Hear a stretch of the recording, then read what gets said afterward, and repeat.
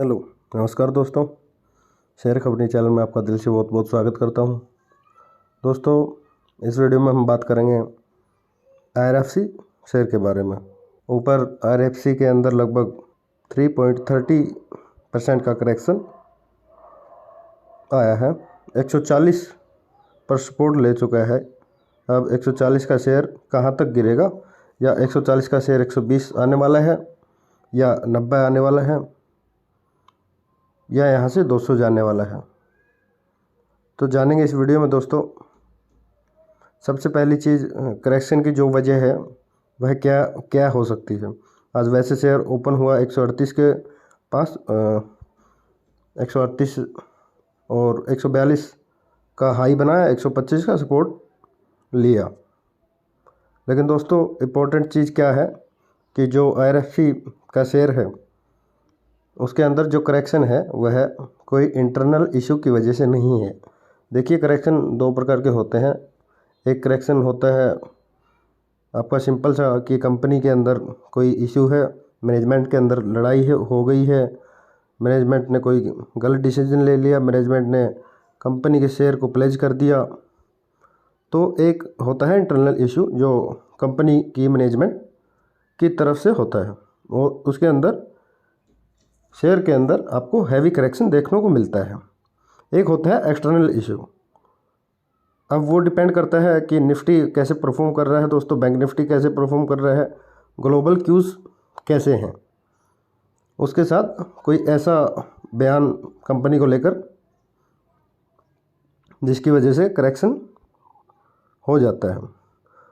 तो यह 4-5 कारण होते हैं एक्सटर्नल करेक्शन के। अब इसमें दिक्कत किधर आई है दोस्तों, ग्लोबल क्यूज़ में। ग्लोबल क्यूज़ में दोस्तों दो बड़ी कंट्री के बीच आपको वॉर जैसी कंडीशन देखने को मिली ही रही है, ईरान और इजराइल के बीच में।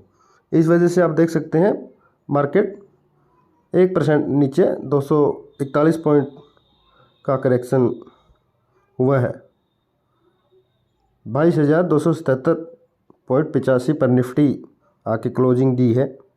यानी दोस्तों मार्केट एक समय पर 22,700 22,800 के आसपास काम कर रहा था। वही मार्केट 22,777 पर काम कर रहा है। तो इजराइल और ईरान के बीच में यह जो जंग हुई है, इससे दोस्तों नुकसान पूरी दुनिया का है। इससे नुकसान पूरी दुनिया का है। मैं ऐसा क्यों कह रहा हूँ, क्योंकि यह दोनों ही कंट्री आती हैं मिडिल ईस्ट में। आप सभी को पता है कि यहाँ पर तेल का कुआं कहा जाता है मिडिल ईस्ट को, क्योंकि यहाँ पर क्रूड ऑयल बहुत ज़्यादा प्रोडक्शन होती है क्रूड ऑयल की।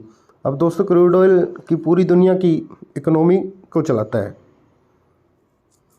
बिकॉज क्रूड ऑयल का इतना इम्पोर्टेंस है ट्रांसपोर्टेशन के अंदर की।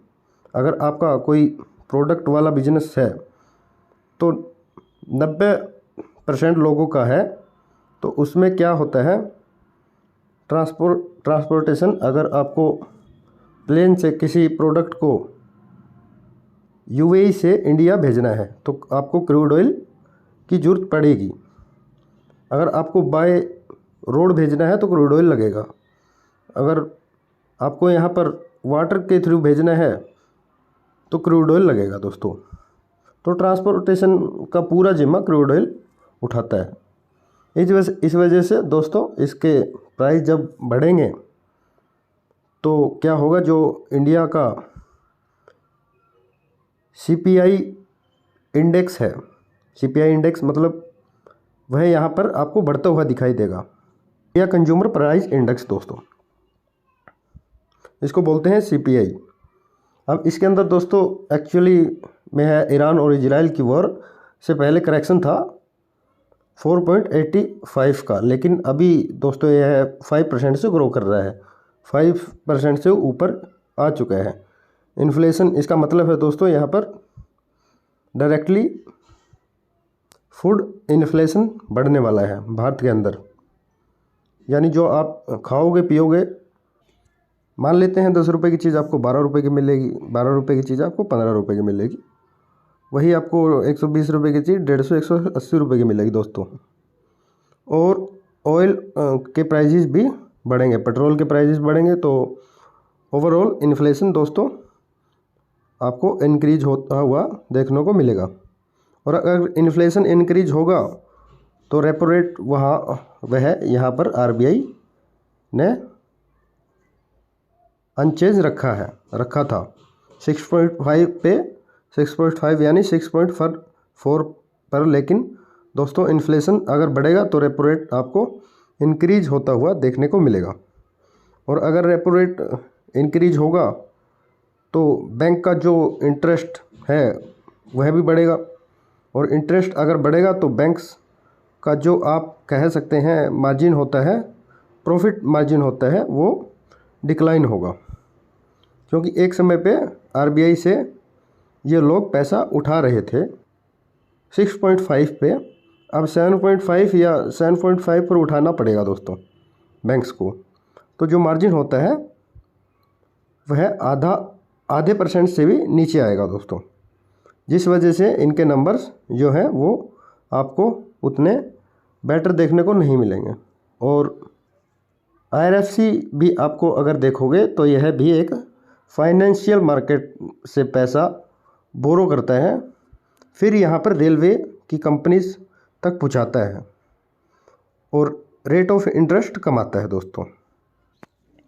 तो दोस्तों जैसे भी आपको सबको पता है, भारतीय जनता पार्टी यानी बीजेपी ने कुछ प्रॉमिस किया है कि यहाँ पर इलेक्शंस जीतने के बाद इंफ्रास्ट्रक्चर में क्या क्या करेंगे। तुरंत बता देता हूँ, भारतीय जनता पार्टी ने कहा रेलवे के अंदर हम यहाँ पर स्टेशन को वर्ल्ड क्लास बनाएंगे, रीजनल कनेक्टिविटी को बढ़ा देंगे, बुलेट ट्रेन लेकर आएंगे, मेट्रो का नेटवर्क इम्प्रूव करेंगे, और कवरेज एरिया जो न्यूएस्ट ट्रेन है वह यहाँ पर हम लेकर आएंगे। एविएशन के अंदर वह लोग यहाँ पर मॉडर्नाइजेशन करने वाले हैं। उसके बाद अफोर्डेबल हाउसिंग को यहाँ पर ये लोग प्रमोट करने वाले हैं। सैटेलाइट का टाउनशिप होगा, मोबिलिटी होगा, तो बहुत सारी चीज़ें दोस्तों भारतीय जनता पार्टी ने प्रॉमिस किया है। लेकिन प्रॉमिस तो हर पार्टी करती है, पूरा कौन करेगा वह एक बड़ा सवाल है दोस्तों। तो वह तो पॉलिटिकल थोड़ा मामला, इसी वजह से जो प्रॉमिस किया है मैंने आपको वही बताया है। अब आपके ऊपर यह बनता है कि आप किसको वोट देते हो। उसके बाद देख सकते हो दोस्तों, आईआरएफसी के अंदर आज 4 करोड़ 80 लाख का वॉल्यूम, 28% की डिलीवरी, बाहर भी अच्छे हैं और सेलर भी अच्छे हैं। उसके अलावा दोस्तों चार्ट पैटर्न यही इंडिकेट करता है कि जो आईआरएफसी का शेयर है उसमें अगर सपोर्ट बनेगा तो लगभग 115 के आसपास, 115-116 के आसपास का सपोर्ट बनेगा। दूसरा सपोर्ट अगर बनेगा तो सपोर्ट रहेगा दोस्तों लगभग 132 का। और दोस्तों अगर इसके नीचे भी सपोर्ट लोगे तो फिर यह एक सपोर्ट है जो बहुत ही नीचे है, 100 रुपये के नीचे का सपोर्ट है दोस्तों। तो यह भी एक सपोर्ट है। और अगर ऊपर जाता है तो यहाँ पर एक लेवल है जो इसको हर्डल लेवल है, रेजिस्टेंस 160 165 का, 165 के बीच का हर्डल लेवल है, उसको क्रॉस करना ज़रूरी है दोस्तों। तो दोस्तों लॉन्ग टर्म के लिए कंपनी बहुत ही अच्छी है, लार्ज कैप कंपनी है, छोटी छोटी इंस्टॉलमेंट में आप इसमें निवेश कर सकते हैं। जितने भी मौके बनते हैं दोस्तों, अभी भी एक मैं मौका ही समझता हूँ ये, इस पे अपनी एक राय बना सकते हैं। चलिए दोस्तों मिलते हैं अगली वीडियो में। वीडियो अच्छी लगी हो तो लाइक करिए। Thank you.